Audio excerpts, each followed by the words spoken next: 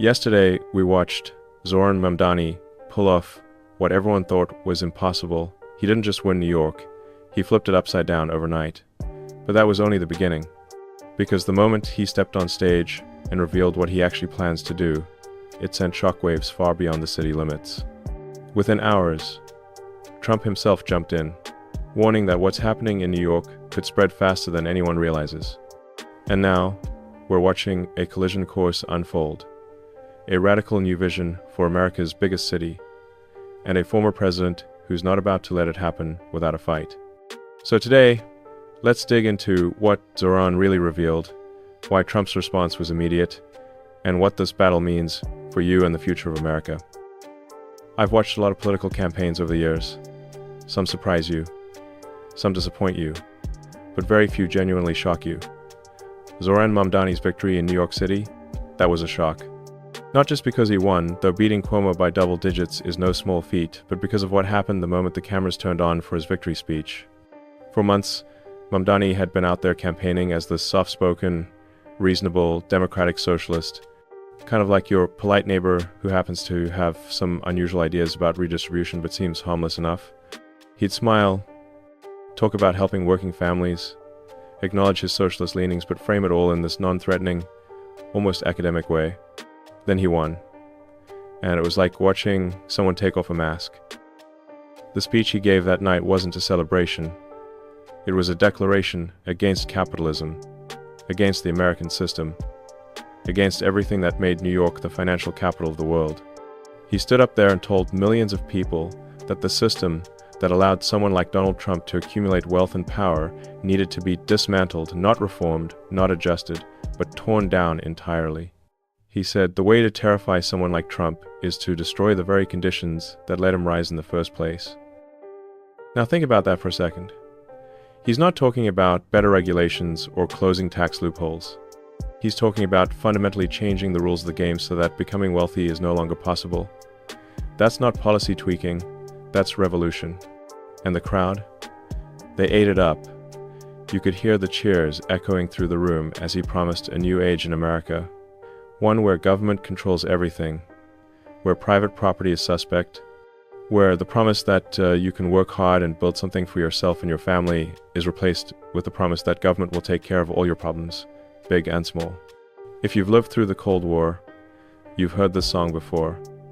The melody might be a little different, the instruments might have changed, but the lyrics are hauntingly familiar. Here's what struck me most, though. Zohran didn't just talk about policy, he talked about identity. He said New York would remain a city of immigrants, built by immigrants, powered by immigrants, and now, as of that night, led by an immigrant. And he was very deliberate with his words. He didn't say a city of Americans or a nation of citizens, he said immigrants, over and over again. Now, I'm an immigrant myself.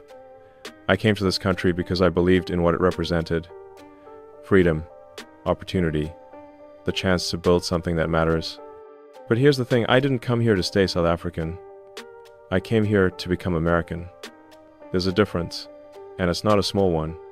When you come to a new country and you refuse to assimilate, when you refuse to adopt the values and culture that made that place worth moving to in the first place, you're not immigrating, you're colonizing.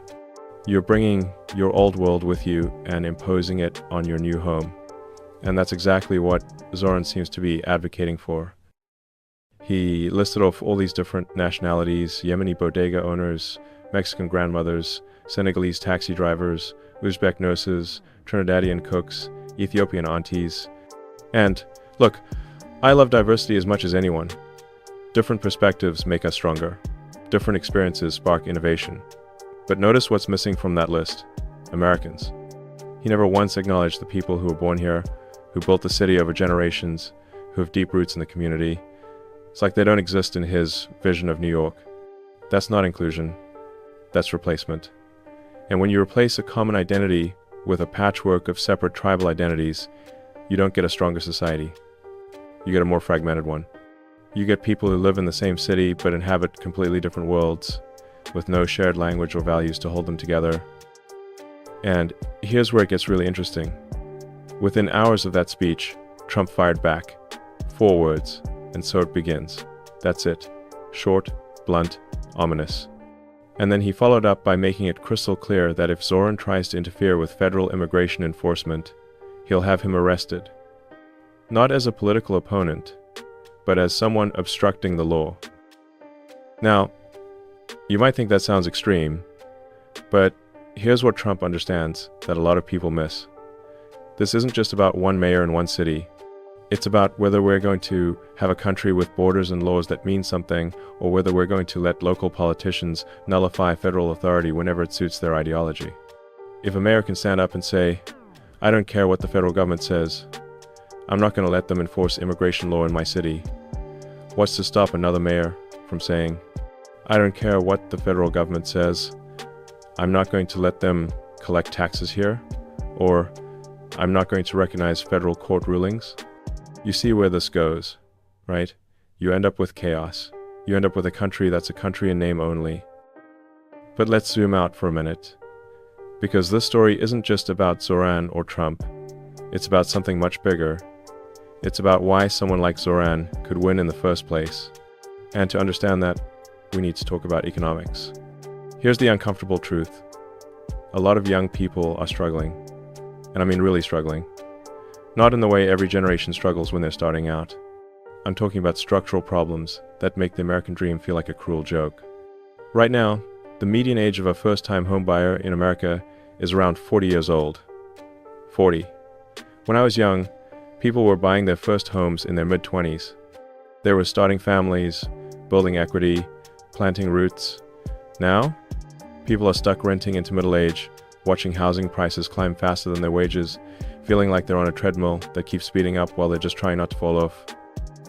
Student loan debt has exploded. We're talking about amounts in the range of $1.5 to $2 trillion nationally, and it's not just the total that's scary, it's the default rate. Credit card delinquencies are spiking too, hitting levels we haven't seen since the financial crisis over a decade ago. People are maxing out their cards just to cover basic expenses, then falling behind on payments, then getting buried under interest rates that would make a loan shark blush. And it's not because this generation is lazy or entitled. It's because the system has fundamentally changed. Wages haven't kept pace with the cost of living. Benefits have been stripped away. Job security is a relic of the past. The social contract that said work hard, play by the rules, and you'll be able to build a decent life has been shredded. So when someone like Zohran comes along and says, "The system is rigged against you, and I'm going to tear it down and build something better," a lot of people listen. They're desperate. They're angry. They're looking for someone to blame and someone to save them. Now, here's where I think people are making a huge mistake. They're diagnosing the problem correctly, but prescribing the wrong cure. The problem isn't capitalism. The problem is that we've stopped practicing real capitalism. We've created this crony system where big corporations lobby for regulations that protect them from competition, where banks get bailed out when they make stupid bets, where the well-connected get rich while everyone else fights for scraps. Real capitalism is about competition. It's about anyone with a good idea and the willingness to work hard being able to start a business and succeed. It's about failure being a real possibility, which is what makes success meaningful. It's about government setting basic rules and then getting out of the way. What we have now, it's this weird hybrid where government picks winners and losers, where entire industries are protected from disruption, where the tax code is so complicated that only the wealthy can afford to hire lawyers to exploit it. That's not capitalism. That's something closer to feudalism. And here's the thing about the socialist solution that Zohran is selling. It doesn't fix any of that. It makes it worse. Because when you concentrate all the power in government, when you make government the solver of every problem big and small, you don't eliminate corruption and cronyism. You just move it. Instead of corporations lobbying for favorable regulations, you get bureaucrats deciding who gets resources and who doesn't. Instead of competing for customers, companies compete for political favor. And the ordinary person? They're even more powerless than before, because now there's no alternative. There's no option to start your own business and compete. The government is the only game in town. Look at Venezuela. 20 years ago, it was the richest country in South America. Oil wealth, natural resources. educated population. Then they elected a socialist government that promised to redistribute wealth and create equality. You know what happened? Hyperinflation, food shortages, millions of people fleeing to neighboring countries. The economy didn't just shrink, it collapsed. And the people who suffered the most weren't the rich. They got their money out. It was the working class, the people the government claimed to be helping, who ended up starving. That's not a scare tactic, that's history. And if we forget history, we're doomed to repeat it. But here's what makes Zohran's rise even more concerning. There's money behind this. Big money. Serious influence. This isn't some grassroots movement that bubbled up organically from the streets of Brooklyn. Within minutes of Zohran's victory, Alex Soros, the son and heir to George Soros's massive political empire, posted a photo with Zohran, celebrating the win and calling it the continuation of the American dream. Now, I'm not one for conspiracy theories, but when someone with access to billions of dollars in political funding is publicly celebrating a socialist victory and calling it a dream come true, you have to ask, what's the end game here? Because it's not about helping working people. People with that kind of wealth don't get excited about redistributing it. They get excited about reshaping systems in ways that benefit them. And that's what this is really about. It's about power. Who has it, who wants it, and what they're willing to do to get it. Zohran talks about dismantling the system that allows people to accumulate wealth and power, but he's not talking about dismantling power itself. He's talking about redirecting it, away from markets and individuals, and into the hands of government, which means into his hands, and the hands of people who think like him. That's not liberation, that's consolidation. Think about it this way. If you wanted to control a city, what would be the most effective way to do it? You could try to control every business, every transaction, every interaction, but that's exhausting and inefficient. Much easier to just control the government and then use the government to control everything else. That's what centralized power looks like. And that's what Zohran is building toward. And the scariest part? A lot of people are cheering for it. Because they're hurting. Because they're desperate. Because they've been sold a story that says their suffering is someone else's fault, and if we just punish the right people and redistribute the right resources, everything will be okay. But it won't, because you can't build prosperity by tearing down the people who create it. You can't make everyone richer by making rich people poorer. Wealth isn't a pie where one person's slice means less for everyone else. Wealth is created, it grows, and it grows fastest when people are free to innovate, to take risks, to fail, and try again. When you kill that freedom, you kill growth. And when growth stops, everyone suffers. Not equally, by the way. The people at the top, the government officials, the well-connected elites, they'll be fine. It's everyone else who gets crushed. So when Zohran says there's no problem too big or too small for government to solve, what he's really saying is, trust us with everything. Give us control over every aspect of your life, and we promise we'll take care of you. But here's the question you should be asking. What happens when that government decides you're the problem? History gives us plenty of examples. In the Soviet Union, if you were too successful as a farmer, you were labeled a kulak and sent to a labor camp. In Mao's China, if you were educated or owned property, you were declared an enemy of the people during the Cultural Revolution. In Cambodia, under the Khmer Rouge, wearing glasses was enough to get you killed because it meant you might be an intellectual. I'm not saying Zohran Mamdani is planning genocide. I'm saying that when you build a system where government has unlimited power to solve unlimited problems, you create the conditions where abuse becomes inevitable, because power doesn't stay pure. It corrupts. And the people who seek that kind of power are rarely the ones you want having it. Let's think about this from a different angle. Imagine you're designing a computer system. You could create one central processor that handles everything, every calculation, every function, every decision. Sounds efficient, right? Single point of control, no confusion about who's in charge. But here's what happens. That single processor becomes a bottleneck. It can't handle the complexity of millions of simultaneous operations. It slows down, it makes errors. And when it fails, not if, but when the entire system crashes, everything stops working at once. That's why modern systems are decentralized. Distributed processing, multiple nodes making decisions independently, coordinating through protocols but not controlled by any single authority. It's messier, it's less neat and tidy, but it's resilient. When one part fails, the rest keeps working. The system adapts and survives. That's what free markets are.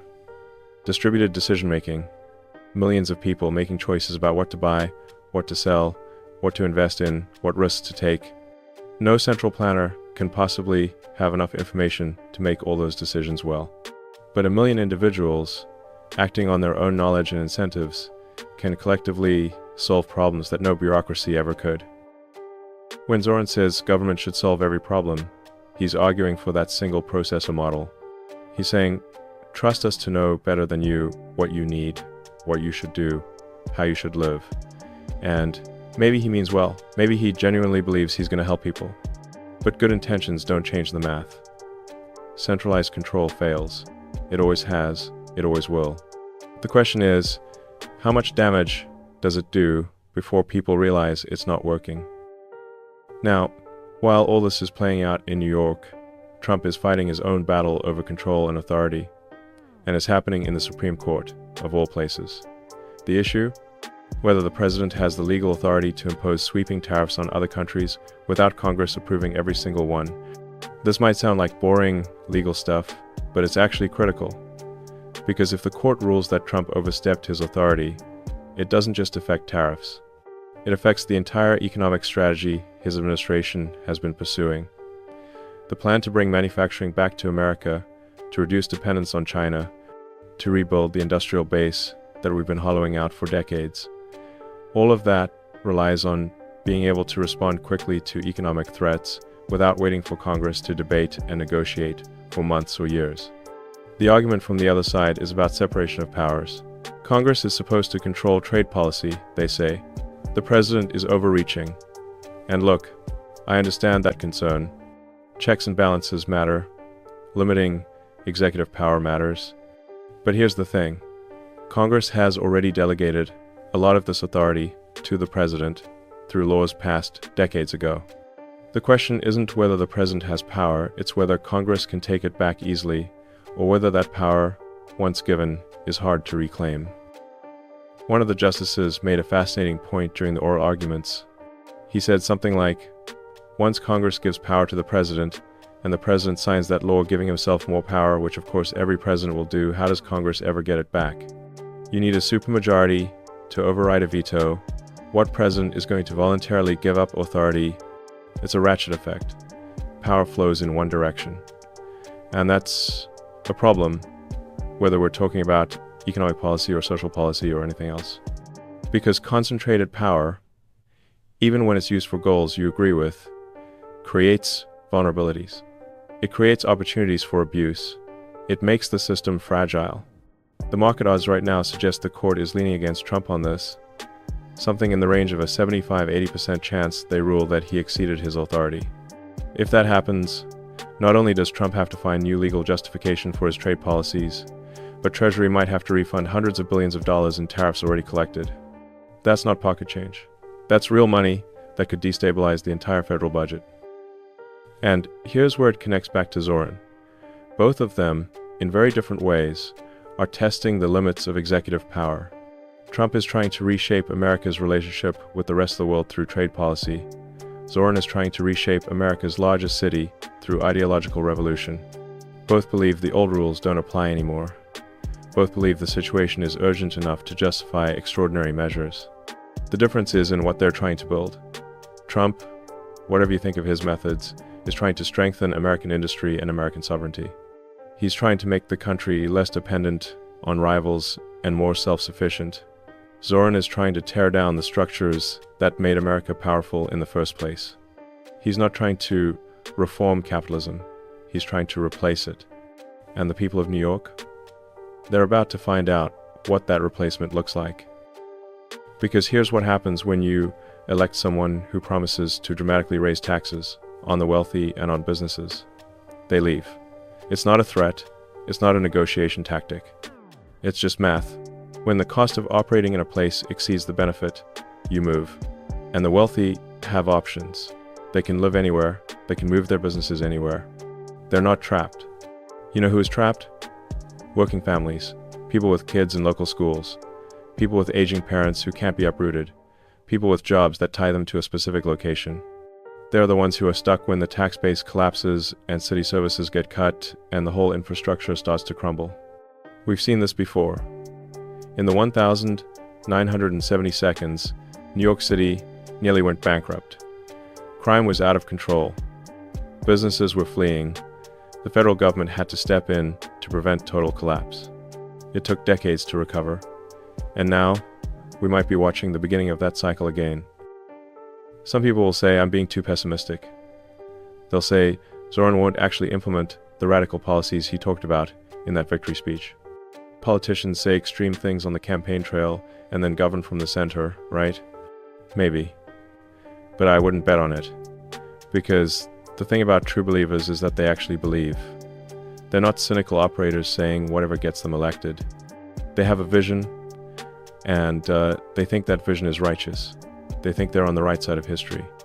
And that makes them dangerous, because they'll pursue their goals even when the evidence shows it's not working. Look at the exit polls from the election. Among people who were actually born in New York City, the vote was almost evenly split.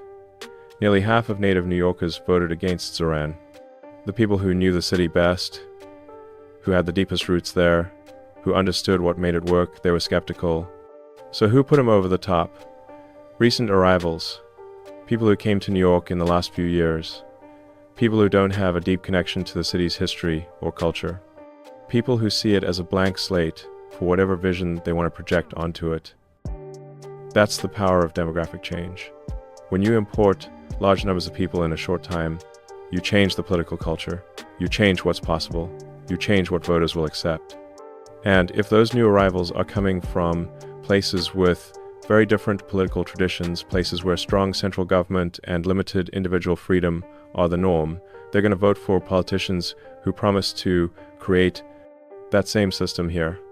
That's not xenophobia. That's not racism. That's just acknowledging reality. Culture matters. Values matter.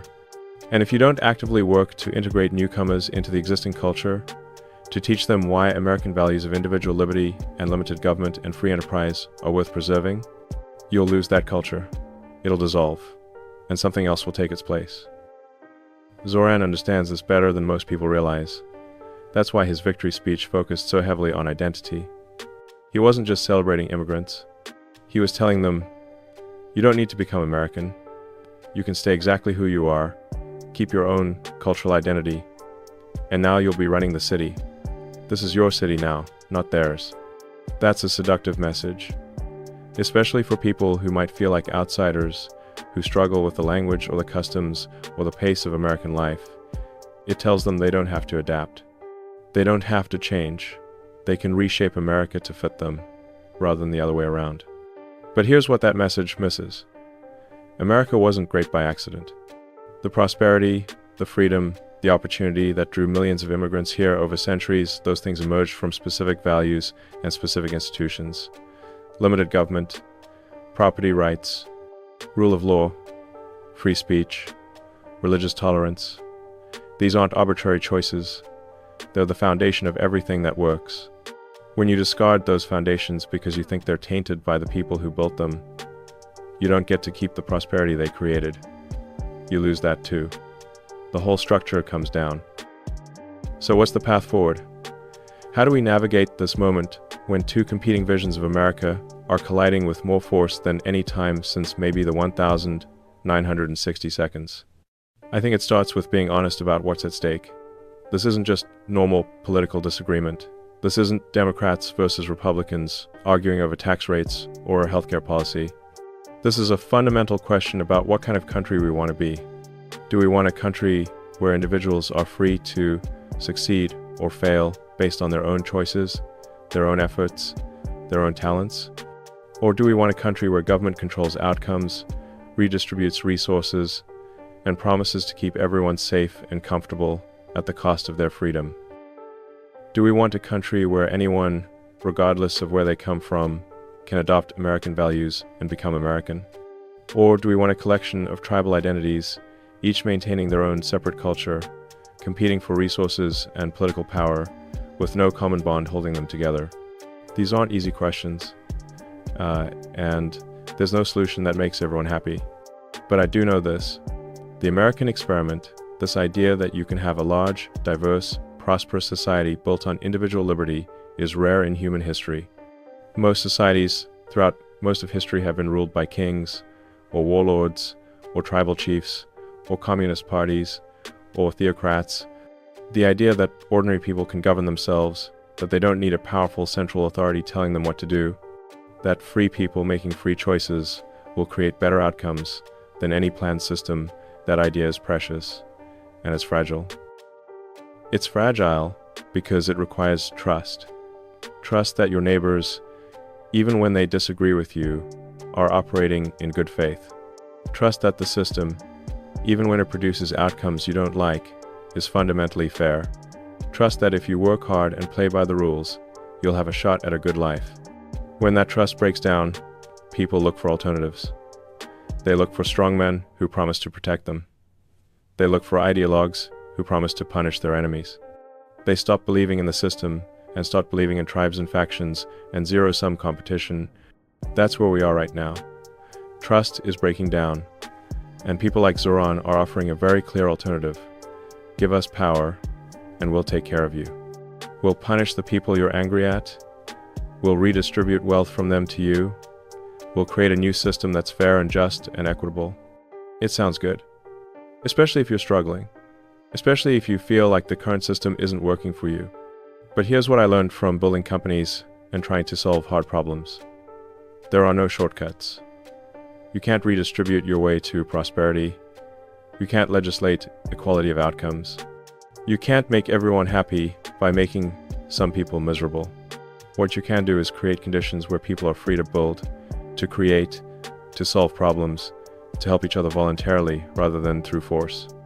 You can create a system that rewards innovation and hard work. You can create a culture that values excellence and responsibility and community. That's harder than just promising free stuff and villainizing successful people. It requires patience. It requires believing that people are fundamentally capable of making their own choices and living with the consequences. It requires accepting that life isn't fair, but freedom gives you the best chance to improve your circumstances. Zohran's vision is easier to sell. It's emotionally satisfying. It gives people someone to blame and someone to save them. But it doesn't work. It's never worked. And it won't work in New York, no matter how much passion and conviction he brings to it. The question is, how much damage gets done before enough people realize that? How many businesses leave? How many jobs disappear? How much does the tax base shrink before the city can't provide basic services anymore? How bad does it have to get before people admit the experiment failed? I don't know, but I do know this. We're all watching. What happens in New York over the next few months and years is going to reverberate across the country. If Zohran succeeds, if he actually manages to reshape the city along socialist lines without complete collapse, then other cities will try it. Other politicians will run on the same platform. The movement will grow. But if he fails, if New York becomes a cautionary tale, if people see in real time what happens when you tear down capitalism without having anything better to replace it with, then maybe, just maybe, we can have a real conversation about how to fix what's broken without destroying what works. So here's my advice, especially to those of you who've lived long enough to see political fashions come and go.